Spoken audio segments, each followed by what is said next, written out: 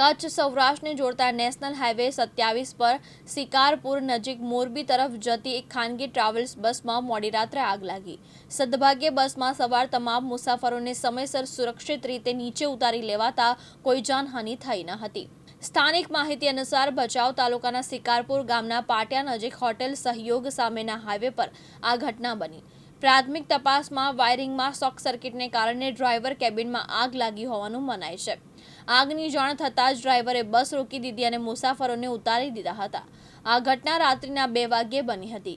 તંત્રને જાણ કરાતા ફાયર ભચાઉ વિભાગની ટીમ તાત્કાલિક ઘટના સ્થળે પહોંચી। ફાયર ફાઇટર દ્વારા સવા કલાકની જહેમત બાદ આગ પર કાબુ મેળવાયો। આ કામગીરીમાં પ્રવીણ ડાફડા સહિતના કર્મીઓ જોડાયા હતા। અકસ્માતને કારણે સુરજબારી ટોલ પ્લાઝાની હાઈવે પેટ્રોલિંગ ટીમ અને સામખિયાળી પોલીસે તકેદારીના ભાગરૂપે કચ્છ તરફનો માર્ગ બ્લોક કર્યો। સિગ્નલ લેન પર વાહન વ્યવહાર ચાલુ રહેતા 6 થી 7 કિલોમીટર લાંબો ટ્રાફિક જામ સર્જાયો। આગની જ્વાળાઓ દૂર સુધી દેખાઈ રહી હતી। ઉલ્લેખનીય છે કે તાજેતરમાં રાજસ્થાનમાં એક ખાનગી બસમાં લાગેલી આગમાં 20 લોકોના મોત થયા। જો કે આ ઘટનામાં સદભાગ્યે કોઈ જાનહાનિ થઈ નથી। જયશ્રી મહેતા, દિવ્યાંગ ન્યૂઝ, અંજાર, કચ્છ।